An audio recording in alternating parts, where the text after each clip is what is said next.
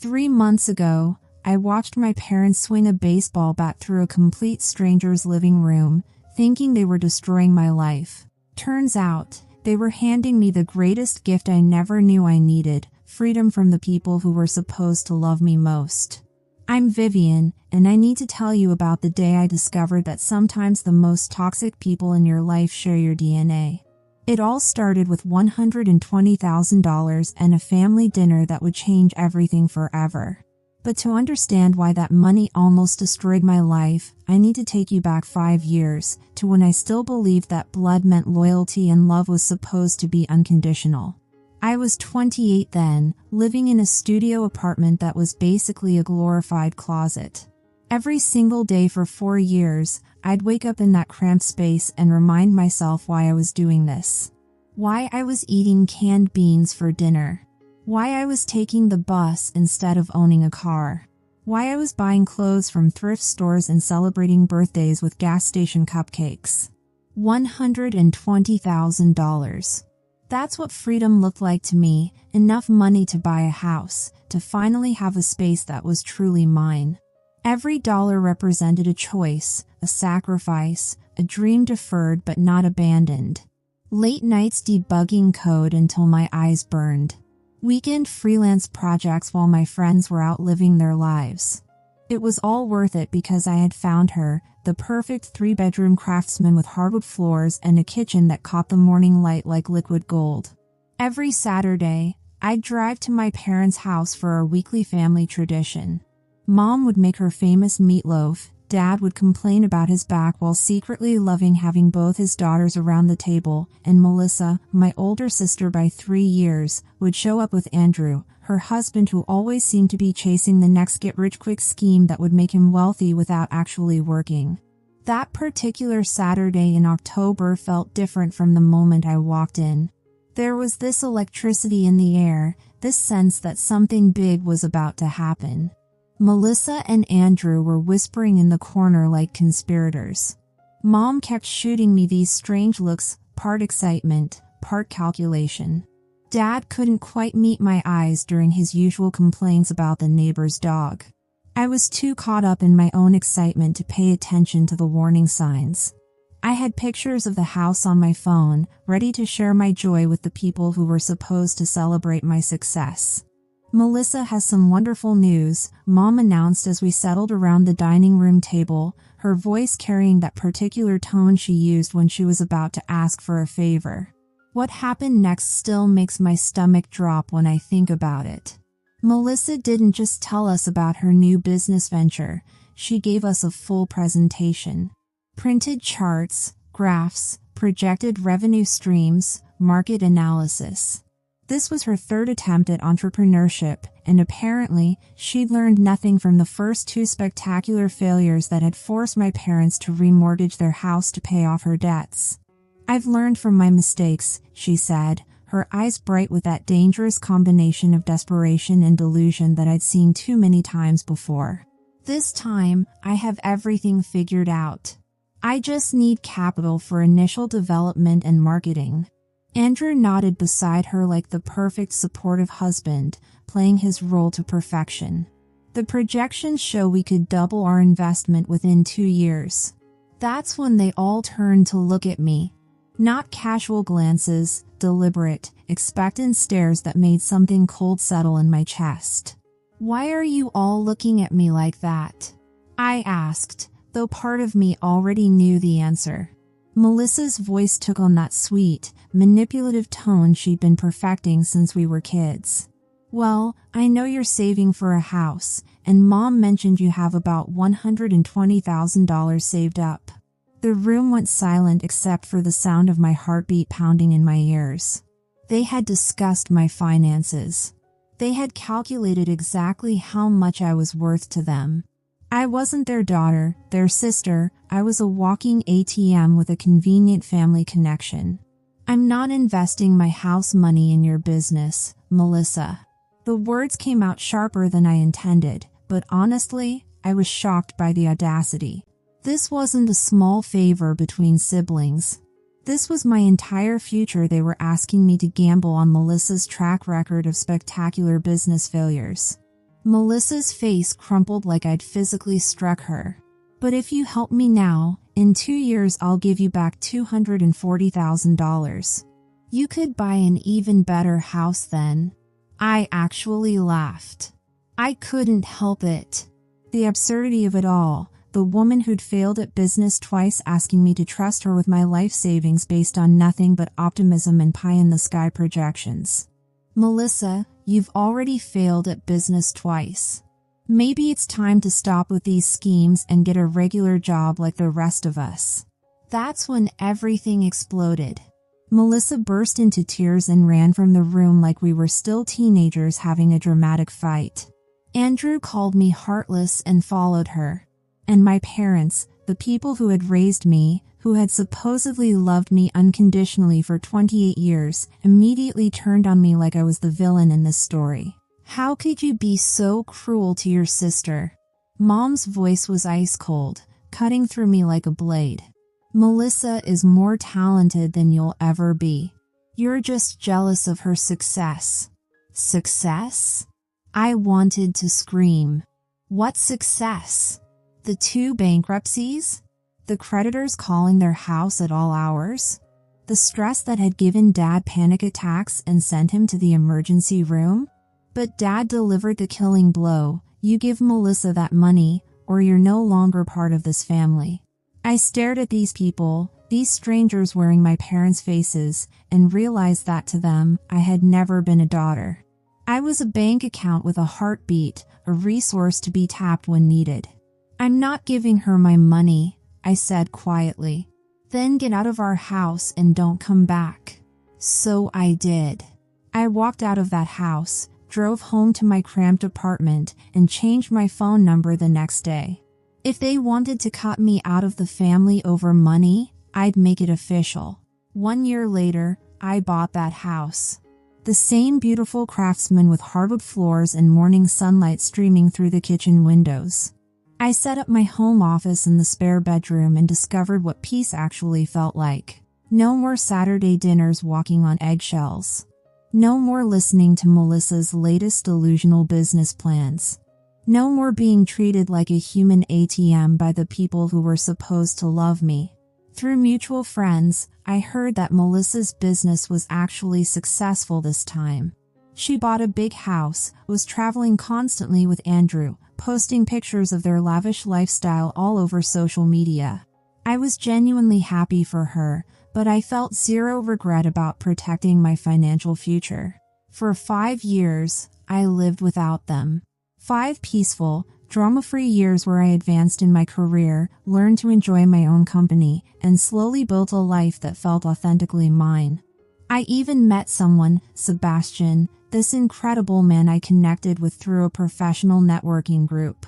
He lived in another state, but we made the long-distance relationship work because he was everything my family had never been: kind, stable, supportive, someone who valued me for who I was, not what I could provide.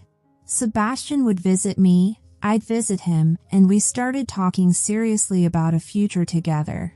I was actually considering selling my house to move to his state and start fresh somewhere new with someone who genuinely cared about my happiness. Then, on a Tuesday morning that started like any other, I got an email that changed everything. It came to my old email address, the one I barely checked anymore. The sender's name made my stomach drop: Mom. Vivian, we need to see you urgently. This is a matter of life and death. Please come home. Despite everything, these people had raised me. If someone was dying, if Dad was having a heart attack or Mom had cancer, I needed to know. So I wrote back, short and direct, I'll come by this Saturday. Saturday morning, I sat in my car outside their house for 10 minutes, trying to gather courage. The neighborhood looked smaller than I remembered, shabbier somehow. But what really caught my attention were the 2 cars in the driveway, Melissa's brand new Porsche and Andrew's pristine Mercedes, both expensive as hell. So this wasn't just about my parents. This was a family intervention. Mom opened the door looking older, more tired, with new lines around her eyes that hadn't been there 5 years ago. Vivian, she said, her voice shaky with emotion. "Thank you for coming." The whole family was assembled in the living room like some twisted reunion special. Dad in his usual chair looking grim, Melissa on the couch next to Andrew, her eyes red from crying. They all looked genuinely happy to see me, but also terrified. "What's going on?" I asked, staying standing because I didn't want to get comfortable. "Your email said this was life and death." Mom immediately started tearing up. "It's about Melissa. She's in serious trouble." I looked at my sister, who couldn't even meet my eyes. Andrew was holding her hand like she might float away if you let go. "What kind of trouble?" Dad cleared his throat. "Her business went under 3 months ago. The bank took her house. She owes money to some very dangerous people." I felt that familiar mixture of vindication and genuine sadness. Vindication because I'd been right about her business prospects all along. Sadness because losing your home genuinely sucks, even when it's the predictable result of your own terrible decisions. "I'm sorry to hear that," I said carefully. "But what does this have to do with me?" Melissa finally spoke up, her voice barely a whisper. $150,000. "Who do you owe $150,000 to?" Andrew answered, "Private investors. They're not the kind of people who accept 'I'll pay you later' as an answer." Melissa started crying again. "They've been calling, making threats. They know where we're staying now. They know our routines. We're scared, Vivian. Really scared." I felt bad for them, I really did. But I still didn't understand why I was sitting in this living room. "That's terrible, but I still don't see what you want from me." Mom dropped the bomb. "We know you bought a house. A nice one. We think you should sell it and help Melissa pay off these debts." I stared at her like she'd grown a second head. "Are you out of your goddamn mind? You're young," Mom continued, as if I hadn't spoken. "You can earn another house. Melissa and Andrew could be seriously hurt if they don't pay this money back." I looked around the room at all of them, these people who had abandoned me for 5 years, who had told me I wasn't family anymore, who had never once called to check if I was alive or dead. "So let me get this straight," I said slowly, my voice getting colder with each word. "You kicked me out of the family 5 years ago because I wouldn't give Melissa money for her business. Now that business has failed spectacularly, she's in debt to dangerous people, and you want me to sell my house to bail her out?" "Family helps family," Dad said with a straight face. "Family?" I laughed, but there was no humor in it. "You told me I wasn't family anymore. Remember? You cut me off completely." Melissa was sobbing harder now. "I know we messed up before, but this is different. These people aren't going to just take us to court. They're going to hurt us." "Then maybe you should have thought about that before you borrowed money from loan sharks." Andrew got angry.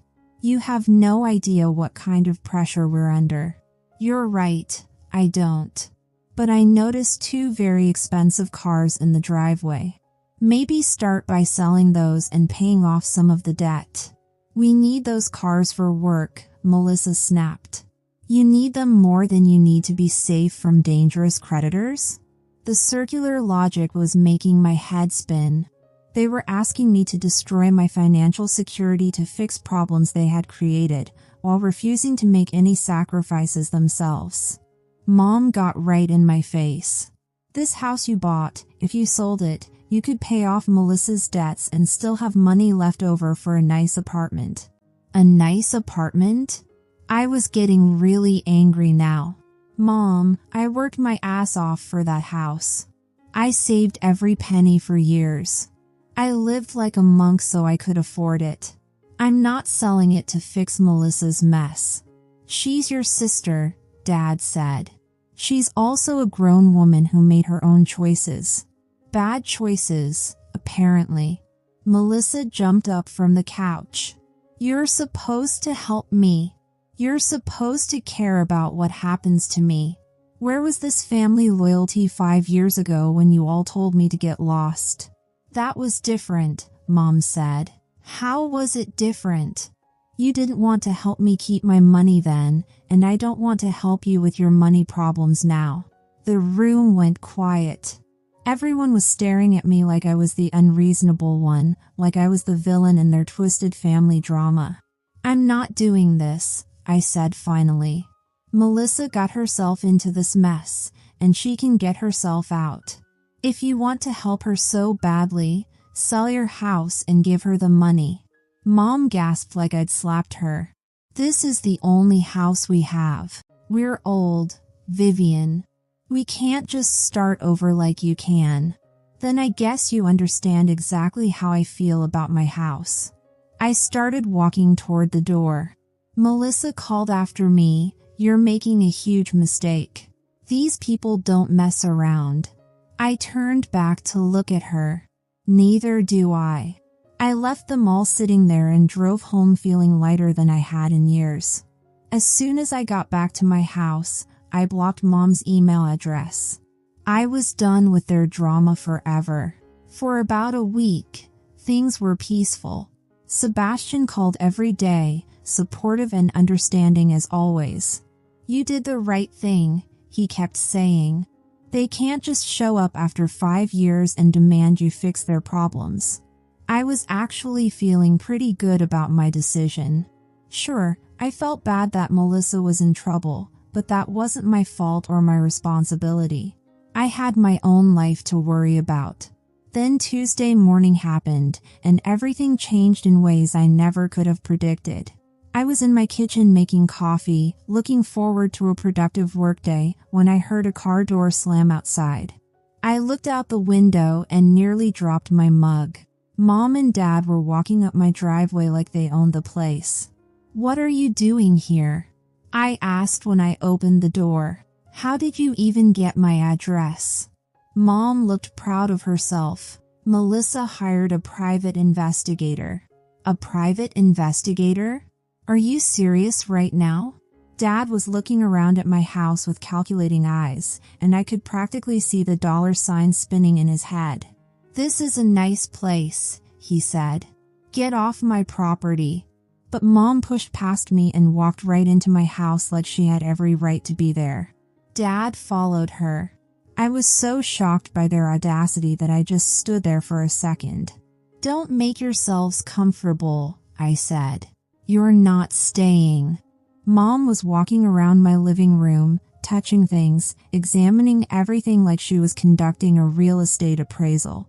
"If you sold this house, you could easily pay off Melissa's debt and still have plenty left over for a smaller place. Maybe a nice apartment. I already told you I'm not selling my house." "But look at all the space," Dad said, spreading his arms out. "It's just you living here. You don't need all this room. What I need is none of your business." Mom turned to me with tears in her eyes again. "Melissa is really scared, Vivian.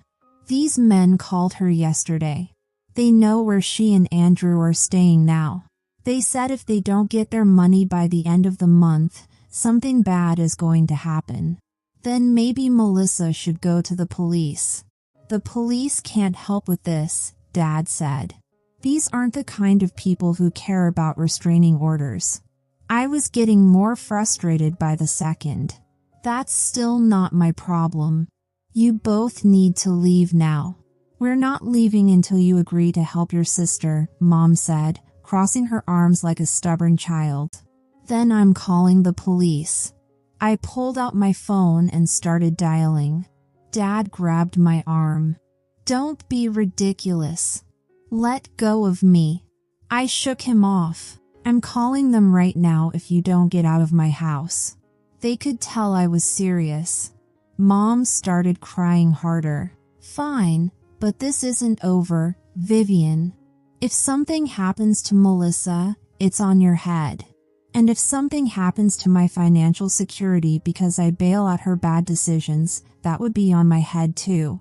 At least this way, only the person who made the mess deals with the consequences." Dad pointed his finger at me. You're going to regret this. Family is supposed to stick together. You didn't think that 5 years ago.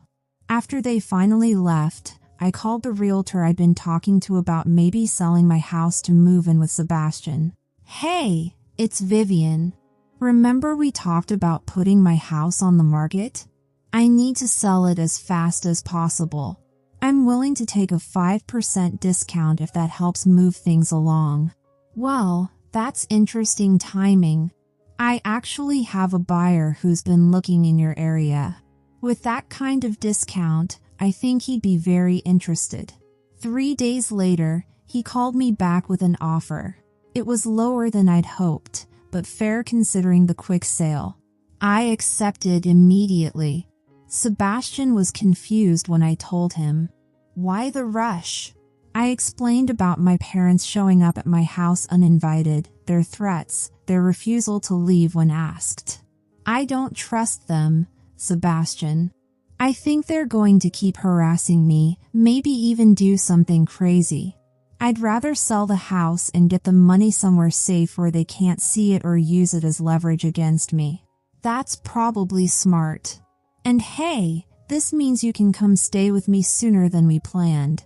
That made me smile for the first time in days. Are you okay with me staying at your place while I look for a new house in your area? Are you kidding? I've been hoping you'd move here. This just speeds up our timeline. The closing happened fast. Within a week, all the paperwork was done and the house was officially sold. Sebastian drove out to help me pack everything up and move it to his place. It felt good to have him there, to not be dealing with this stress alone. As we were loading the last of my boxes into the moving truck, I looked back at the house one more time. I'd been genuinely happy there. I'd worked incredibly hard to afford it. But I felt good about my decision to sell. I was starting a new chapter with Sebastian, and my family couldn't use my house as emotional blackmail anymore. You okay? Sebastian asked, putting his arm around me. Yeah, I'm good. Let's get out of here. We drove off together, and I felt this huge weight lift off my shoulders. Whatever happened with Melissa and her debt problems, it wasn't going to involve me or my money. I was finally free of their drama for good. Living with Sebastian turned out to be incredible. His place was comfortable and welcoming, and working remotely meant I could settle into a routine pretty quickly. We spent our evenings looking at houses online, planning our future together. For the first time in months, I felt genuinely happy and completely stress-free. I'd been living with Sebastian for about a month when my phone rang one Tuesday morning. The caller ID showed a number I didn't recognize, but it had my old hometown area code. Is this Vivian Smith? Yes. Who's calling? This is Officer Hughes with the Lincoln Police Department. I'm calling about an incident involving your parents, Wade and Susan Smith. My blood went cold. What kind of incident? They were arrested last night for breaking and entering and destruction of property. The homeowner wants to press charges. I was completely confused. Breaking and entering where? The address they broke into is listed as your former residence. Is 847 Maple Street a house you used to own? I sold that house a month ago. What were my parents doing there? That's what we're trying to figure out. They caused significant damage to the interior of the home. Destroyed furniture, broke windows, spray-painted obscenities on the walls. The new owner came home to find them in his living room, smashing his coffee table with a baseball bat. I sat down hard on Sebastian's couch, my legs suddenly unable to support me. Are you serious? Very serious. The damage is estimated at around $40,000. Your parents claimed they thought it was still your house and that you'd wronged them somehow. They said they were getting back at you for abandoning your family. I told Officer Hughes everything about Melissa's debts, about them showing up at my house uninvited, about the whole 5-year family drama that had led to this moment. He listened patiently and took detailed notes. So they didn't know you'd sold the house? Obviously not. They probably went there to vandalize my property as revenge for not giving Melissa money. Instead, they destroyed some innocent person's home. That's exactly what it looks like. The problem is, they destroyed someone else's property instead of yours. After I hung up, I told Sebastian what had happened. He was as shocked as I was. That's insane, Vivian. They could have been shot. What if the homeowner had been armed and thought they were dangerous intruders? I hadn't even thought of that. My parents could have been killed over this stupid vendetta, this pathetic attempt at revenge. Over the next few weeks, I got regular updates from the police and from mutual friends back home about what was happening with my parents' case. The legal proceedings were moving forward, and the reality of their situation was becoming clear. Mom and Dad were facing serious criminal charges, but their lawyer managed to work out a plea deal. They admitted guilt in exchange for avoiding jail time, but they had to pay full restitution to the homeowner they'd terrorized. $40,000 for property damage, plus legal fees, plus court costs. It ended up being close to $60,000 total. My friend Catherine called me with the complete story a few weeks later. Vivian, your parents had to sell their house. They couldn't afford the restitution any other way. The irony was absolutely staggering. They had sold the house they claimed was their only asset, the one they said they were too old to replace. And here's the kicker, Catherine continued. After paying everything they owed to the court and the homeowner, they gave the remaining money to Melissa for her debt problems. So they had ended up doing exactly what they demanded I do, but with their own house instead of mine. That's not even the best part, Catherine said. Melissa's creditor problems? Turns out they weren't as scary as she made them sound. The dangerous people were just a legitimate investment firm that was threatening to sue her. No broken kneecaps, no mysterious accidents, just regular legal action. So Melissa had lied about being in physical danger. She had manipulated everyone, including our parents, into thinking her life was at risk when really she was just facing a completely normal lawsuit. Where are Mom and Dad living now? I asked. They're renting a small apartment with Melissa and Andrew. All four of them crammed into a 2-bedroom place. From what I hear, it's not going well. Lots of fighting, lots of tension. A few months passed, and I heard through the grapevine that my family was trying to contact me through mutual friends. They wanted to apologize, to explain themselves, to somehow rebuild our relationship. Every time someone brought it up, I said no. Catherine called me one more time about it. Your mom asked me to tell you she's sorry. She said they realized they handled everything wrong, that they made terrible mistakes. It's too late for sorry, I told her. They spent 5 years not caring whether I was alive or dead. Then they demanded I bankrupt myself for Melissa's mistakes. Then they committed actual crimes because I wouldn't do what they wanted. I'm done. But their family, Vivian. No, they're not. Family doesn't abandon you for 5 years and then show up demanding money.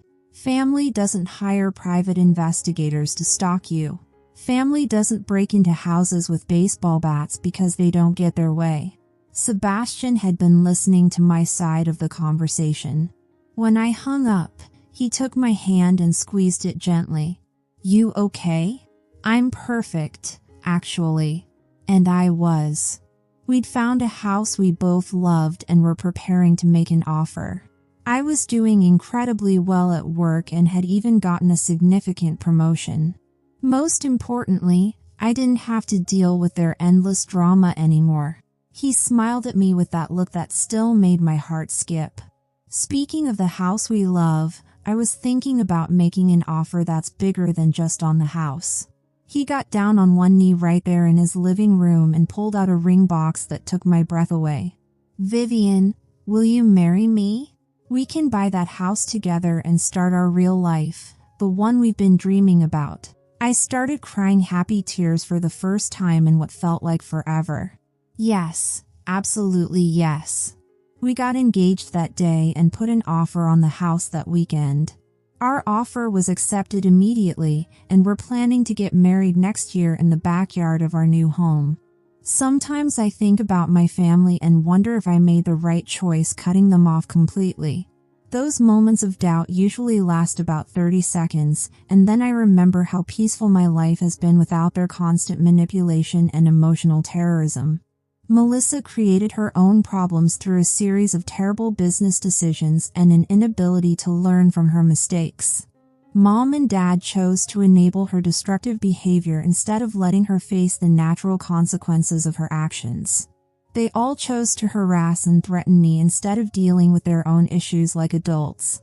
And when I refused to be manipulated, they chose to commit actual crimes. I chose to build a life with someone who loves and supports me unconditionally. I chose to protect my financial security and my mental health. I chose to surround myself with people who don't try to manipulate me or treat me like a walking ATM. I think I chose much better. Sebastian and I are deep into planning our wedding, talking about maybe having kids someday, dreaming about the garden we want to plant next spring. My career is thriving in ways I never imagined, and I wake up every single day feeling genuinely happy and at peace. Really, truly content with the life I've built. And none of that would have been possible if I'd let my family drag me back into their mess, if I'd sacrificed my future for their dysfunction. So no, I don't regret cutting them off. Not for a single second. Sometimes the people who are supposed to love you unconditionally are actually the ones who place the most impossible conditions on that love. And sometimes walking away from toxic family members is the most loving thing you can do for yourself and for your future. The hardest boundaries we set are often the ones that finally set us free. And freedom, I've learned, is worth every sacrifice it takes to achieve it. Thanks for listening, and if you liked this story, share it with others who might need to hear it, and don't forget to comment and subscribe for more stories about choosing yourself when nobody else will. Sometimes the family you create is so much better than the one you were born into.